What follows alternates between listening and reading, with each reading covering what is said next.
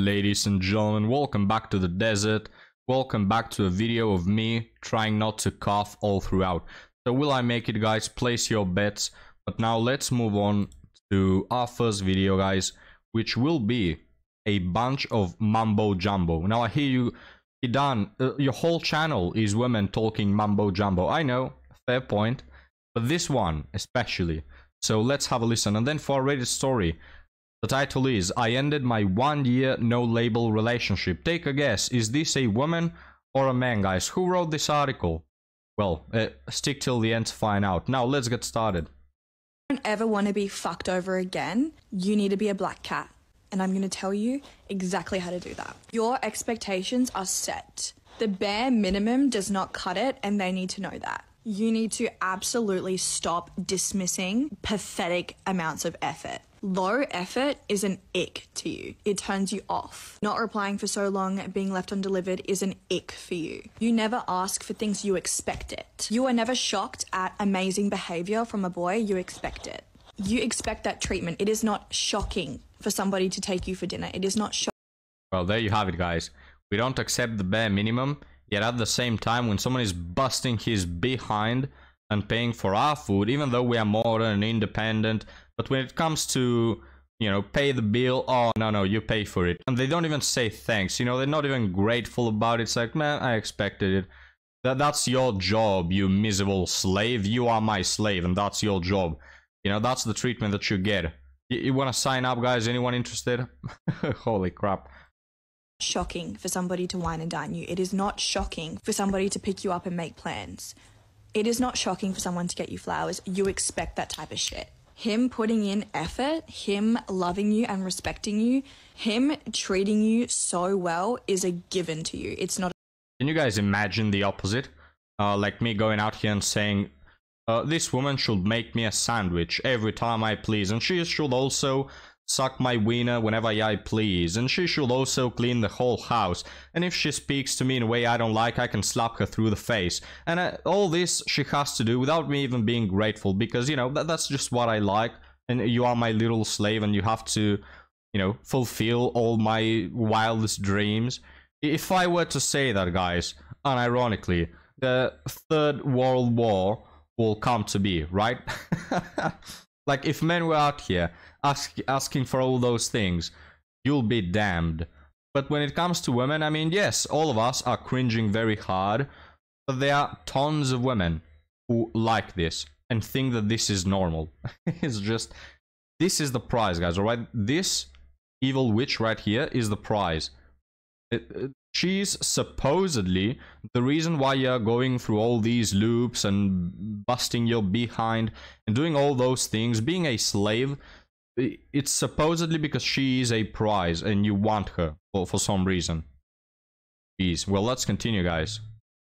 Not a shock. Okay, and that is where people go wrong with the golden retriever vibe and trying to please people and trying to be a people pleaser, walking on eggshells, making it seem like no one has ever done something so nice for them before. None of that. Because immediately they are put on a pedestal. None of that. You never attention seek, fish for compliments. You never tell him that you've never been treated like this before. Oh my god, you're not like the others. You never give him that fucking ego boost. Compliments, affection, love, all of that is expected. It's not a benefit. It's expected. If he's not complimenting you, if he's not making you feel amazing, bye.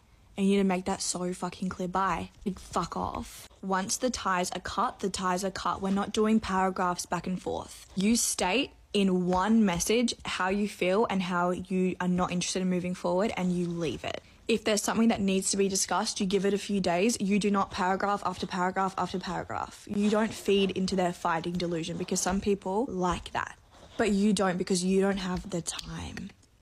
Yeah, to be honest, guys, I'm gonna be completely honest with you here. If this was my girlfriend and she left me with just one message, I'll just cry waterfalls, you know? I think I'll commit unaliving, to be honest with you, because I couldn't live without her, without such a gem in my life. And again, guys, I'm being completely unsarcastic, unironic. If this woman leaves me, guys, I'll just, you know, cry in the fetal position in my bathroom for hours and hours, quit my job, you know, go into substances to try and hide the pain. because she's such a catch, honestly. You know, it's not like I will say, okay, bye, bitch, because nobody cares about her in reality. No, I think that every man will be absolutely devastated, you know, from missing out on such a catch. But the reason why this doesn't work, alright, no matter how much these women try to be independent, the reason why it doesn't work is because in reality, they are thirsty for attention. They cannot live without it, alright? If this thing that she said applied to reality, men will be chasing them after, please, no, don't dismiss me, please, come back. In reality, nobody does that. Maybe some simps, I guess. But then again, these are not the type of men that she wants. The type of men that she wants, guys, they couldn't give a flying flip about this woman. They just couldn't care less. You're such a pain in the back. The only reason why men deal with you is for that one night stand. And then you want to put this whole act of, oh no, here I am the prize and you are my slave. What? Like, no, bye. You're not any prize. I just used you and now you're going back to the streets where you belong. What is this whole charade? I think is the word. Damn, they're so delusional, guys. But now let's finish it. You don't have the fucking time. You say things like, I will talk to you when I'm feeling better. I will talk to you when I'm not in a place of anger and hurt. And he needs to respect that. He will respect that so much more than you paragraphing after paragraphing. And this is also with friendships. I will talk to you when I'm in a better headspace about this. Not fucking keyboard worrying capitals like fuck you. None of that. Black cat is independent. Golden retriever is dependent on other people. You do not seek validation and approval from other people. You are not desperate in any way. You need them to know that you don't take shit. The second that somebody says, she'll get over it, she won't care, we'll talk it out, she'll come back to me, I've got it wrapped around my finger, you lose. Immediately, you've lost. Okay? The second that somebody has that power over you, you have lost. Alright, so there you have what the black cat theory or I don't know, mental state means, right? Now, I get the cat part, because cat tend to be independent, dismissive, they don't really care. Why black, though? Why couldn't it be a white cat? So why is it black? Is it because black guys always leave for cigarettes and never come back? Alright, no, editor, edit that out, alright? Edit that out, it's not a good joke. I'm already a homophobe, I'm already a misogynist, I can't be labeled a racist. So please don't forget this one. But now going back to the main point, this whole mumbo jumbo, guys, again, is like black cat theory or whatever. I wouldn't be surprised if tomorrow they always come up with these terms, right? And I have to keep up to date because I have a channel. Wouldn't be surprised to see tomorrow the ficus theory, for example, you know, and next day after the pink elephant mindset. It's just whatever you can think about, guys. They always come up with these insane terms that really don't amount to anything. What does the black cat amount to? Nothing. It's nothing. These women think that by being dismissive or avoidant, I'll use that word that they so much like, they think that that will somehow make men chase after them. Nothing changes really. The simps, yeah, the simps will chase after you, but then again, they've always done, so nothing really changes. Sorry. The chads, they won't chase after you. They never have, never will. They don't care about you. You can act in whatever way you want. Send long paragraphs so he can have a nice chuckle. Send him one phrase, oh, we're done. He'll probably ask you who were you again. You know, it's like nothing changes. But, well, this woman is not fit to understand it. So, gentlemen, let's move on to our next TikTok, and let me know what you think about this one. Men hate themselves. That's the bottom line. Men really do hate themselves. So, and what do I mean by men hating themselves? The male has to lie to women. He has to lie. It's not even a question if he's gonna lie. He has to lie, and he will try 15 different hats to figure out which one will get the woman interested in him, because he can't show his true self, because if he show his true self, she ain't gonna like him, right? And so if a woman speaks about the nature of a male and what men do, and they hear it from a woman, The mirror is actually being put in his face, and he hates what he sees. He hates what he sees, which is the reason why he has to lie, right? Because a person who loves themselves and they love what they see in the mirror, they want to live in that truth and present themselves however they come. You accept me or you don't accept me. The male cannot do that because he needs the woman's validation so bad, because a male ain't no top dog of other men if he ain't got a bunch of women. If you don't got a bunch of women, then what are you really? Well, guys, what do you think about female Andrew Tate? It's a philosophical gem, to be honest with you. No, but I do agree with some things that she said.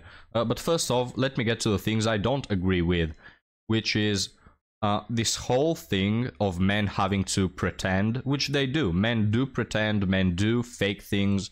They play the game by your rules, you know? So yes, they do fake their behavior and all that. Not necessarily to seek validation, rather than to get what they want in most of the cases. But the point is, yes, they do fake it, but here's the thing, it's because of you ladies. Like, you are the one who set the rules. You're the ones who expect men to be 6 feet tall or rich or this whole bunch of bullshit. If a man just comes and says, I am who I am. I'm a guy who, I'm not that interested in climbing the corporate ladder. I'd rather, you know, chase my hobbies. I'm not a man who puts 4 hours in front of the mirror. I just try to be healthy and, you know, be fit, but I don't really care about being in, you know, the latest fashion trend and all that. If a man were to do that and be honest, guys, they wouldn't like him. They wouldn't accept him. He's not a high value man. Because the way these women view men is, the more you can provide, it's about your wallet. In other words, it's about the magical number 6 digit, 6-pack, 6 feet tall. That's what they care about. So they set these rules and then complain that men don't show up as, look at my personality. Well, no crap. If men want to get what they want, they're not gonna start with their personality. They're gonna start by feeding you what you want to see, right? It's a bait they put. So we have yet another woman that sets the rules, all right? She dictates reality and then complains about it. Such a feminist trend, you know, such a feminist characteristics. They are the ones who crap the bed. They are the ones who have made dating horrible with their stupid demands that are superficial at best. And then they complain about it and they blame men, saying, oh, men hate each other, men have no self-esteem. No, men just play the game according to your rules, you know. But as always, guys, these women, they're just unable to be accountable for their own mistakes. They can't do it, guys. You can hold them at gunpoint. They are unable to fit in their brains the full reality. Who is to blame and for what is he to blame for? In their minds, guys, they never are to blame for anything. They never contribute in a negative way to reality in any way, shape or form. It's always men. The men are the perpetual evil on this planet, according to them. But the things I agree with her on is that some men do indeed fake it because, I don't know, they want to get what they want, or maybe some of them don't feel insecure, they can't be alone. And this is something I've said on the channel, guys, is never change yourself. If you don't want to be part of this dating charade, to use that word a second time, even though I'm not fully sure of its meaning, but I guess I'm using it correctly. If you don't want to participate in this circus, in this clownery, don't. And yes, you're gonna be alone, probably, but stay true to yourselves. If you have to change who you are, change your principles, change your values, you have to change your end goals just to adapt to play the stupid game that these women want to play, you're not gonna feel good about it in the long run. You know, like, it's much better to be alone, but stick to who you are, than to change, to adapt. But then again, you're not really adapting. You are like trying to cope, you know, with what dating has become, with what women expect out of you and all these things. There's this phrase I really like: a man is never alone as long as he has his principles. If you stay true to yourselves, guys, you may feel lonely or whatever. Just know that that's always a better option than faking it, you know, than becoming someone you don't want to be just to adapt to modern day dating. But gentlemen, let me know what you think about this. Now, let's move on. Hell, guys. Let's move on to our article story. Because, by the way, I'm still coughing. My PC is still running like crap. I'm waiting for these imbeciles to call me. They always tell me that the guys who are going to fix my PC, they're waiting on a fan, right? That I think is coming from Andromeda or something, because it's been like a month and a half. And I call them and they tell me, oh, yeah, it's going to be in 2 days. We're going to call you back. And then they don't call me back. So I call them in 4 days. Hey, what the hell? You told me you're going to call me back. And they say, oh, no, we forgot, but it's 2 more days. We're going to call you back. And then that's happened like 3 times. So I think I'm going to show up there with like a chainsaw, you know, in their little office or something. And just tell them, hey, are we going to work? Where is this fan? What is going on? Are you trying to trick me or something? You know, I'm going to get mad about it, guys, if they continue like this. But forget about all that, guys. Let's move on now to article story. I ended my 1-year no-label relationship. So is this a woman or a man writing it, guys? If you said a woman, you will be correct. It's a woman. What, Hidan? What? Yes, guys. Sorry for the men who thought that a man was part of a 1-year no-label relationship and then talking about it on Reddit asking for advice. No, guys, you're wrong. Nobody said that. It's a woman, of course. So let's read. I recently ended my 1-year no-label relationship. We are not seeing all the people since he cannot commit. I walked away and moved forward when he said that to me, that he is not yet ready for a relationship. He was really sad when I confronted him and said he doesn't want to lose me. No, of course he doesn't. You're a free booty call. Why would he want to lose you? He's scared to lose me. But this time I chose myself because I don't deserve to be confused. I wish you'd thought about that before a full year passed, is what I am thinking right now, you know?